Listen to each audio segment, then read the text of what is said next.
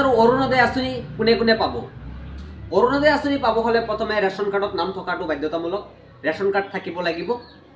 আৰু অৰুণোদয় আঁচনি কেনেধৰণৰ ব্যক্তিসকলে পাব? বিধৱা মহিলা পাব, অবিবাহিত মহিলা পাব, বিবাহ বিচ্ছেদ হোৱা মহিলাই পাব। আছে সমাজৰ কথা আৰু প্ৰতিভা ফেচবুক পেজ, মই বাচিম। মই আজি এটা টপিকৰ ওপৰত আলোচনা কৰিম, আশা কৰোঁ আপোনালোকে চাব। আলোচনাটো হ'ল অৰুণোদয়। আমি বৰ্তমান গম পাইছোঁ অৰুণোদয়ৰ নামত একাংশ গাঁওবুঢ়াই লুণ্ঠন ৰাজ চলাই আছে। দৰিদ্ৰ লোকসকলৰ পৰা 200-500 টকাকে সংগ্ৰহ কৰি আছে। এই কথা বৰ্তমান আপোনালোকে বহুতেই গম পাইছে চাগে, বা আমি নিউজ চেনেলতো দেখা পাই আছোঁ।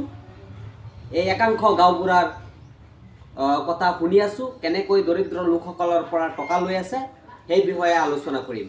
মই প্ৰথমে ক'ব বিচাৰোঁ যে অৰুণোদয় আঁচনি ল'ব হ'লে বৰ্তমান কোনো গাঁওবুঢ়াৰ পৰা চাৰ্টিফিকেটো নালাগে, বা ইনকাম চাৰ্টিফিকেট যিটো কয়, ইনকাম চাৰ্টিফিকেটো নালাগে। এইটো অসম চৰকাৰে জনাই দিছে, এই বিজ্ঞাপনৰ জৰিয়তে এইটো ভালকৈ জনাই দিছে। তো আশা কৰোঁ আপোনালোকেও বুজি পাইছে চাগে, আপোনালোকে গম পাইছে, বা যিসকলে কথাখিনি গম পোৱা নাই সেইসকলে আপোনালোকে নিশ্চয় মোৰ পৰাও গম পাব, বা আপোনালোকে যদি নিউজ চেনেল চাই আপোনালোকে গম পাব, বা কোনোবাই জনা শুনা ব্যক্তিক যদি আপোনালোকে শুনে তেওঁলোকে ক'ব যে গাঁওবুঢ়াৰ পৰা কোনো চাৰ্টিফিকেট নালাগে, কোনো ইনকাম চাৰ্টিফিকেট নালাগে, গাঁওবুঢ়াৰো চাৰ্টিফিকেট নালাগে। এতিয়া ক'ব বিচাৰোঁ যে অৰুণোদয় আঁচনি কেনেধৰণৰ ব্যক্তিসকলে পাব। অৰুণোদয় আঁচনি পোনপ্ৰথমে মই ক'ব বিচাৰোঁ যে অবিবাহিত যিসকল মহিলা আছে সেইসকলে অৰুণোদয় আঁচনি পাব, বা পৰিয়ালত বিশেষভাৱে সক্ষম লোক আছে সেইসকলে অৰুণোদয় আঁচনি পাব। আৰু কোনোবাৰ একো নাই, কাম কৰিব নোৱাৰে, সেইসকলে অৰুণোদয় আঁচনি পাব, বা একেবাৰে দুখীয়া সেইসকলে অৰুণোদয় আঁচনি পাব।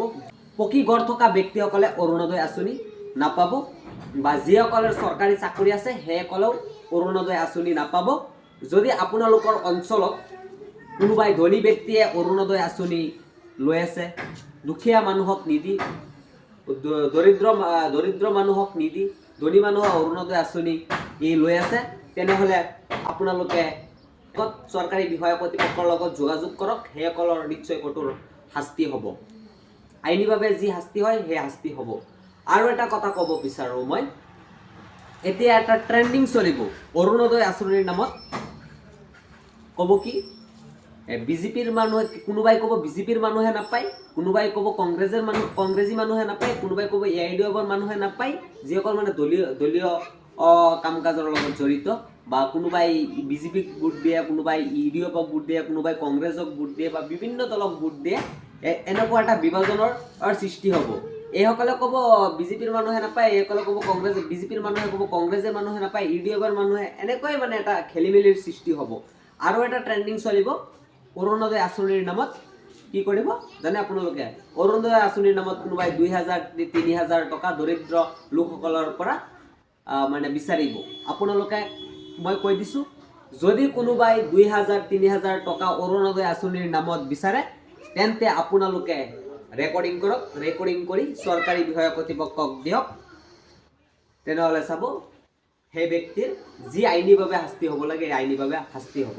সেইকাৰণে আপোনালোকক মই অনুৰোধ জনাই কৈছোঁ, কোনোবাই অৰুণোদয় আঁচনিৰ নামত 2000-3000 টকা চাব, আপোনালোকে কোনেও নিদিব। অৰুণোদয় আঁচনি ৰুল যিখিনি আছে, যিখিনি মানে ৰুল আছে, এইখিনি ৰুল মতেই হ'ব। আশা কৰোঁ আপোনালোকে এই ৰুলখিনি ফ'ল' কৰি সকলোৱে কাগজ পত্ৰ জমা দিব, আৰু কোনোবাই যদি টকা বিচাৰে আপোনালোকে টকা নিদিব। যদি কোনোবাই বৃদ্ধাশ্ৰমত আছে সেইসকল মহিলাই অৰুণোদয় আঁচনি পাব, আৰু আশ্ৰয়হীন ব্যক্তিসকলে পাব।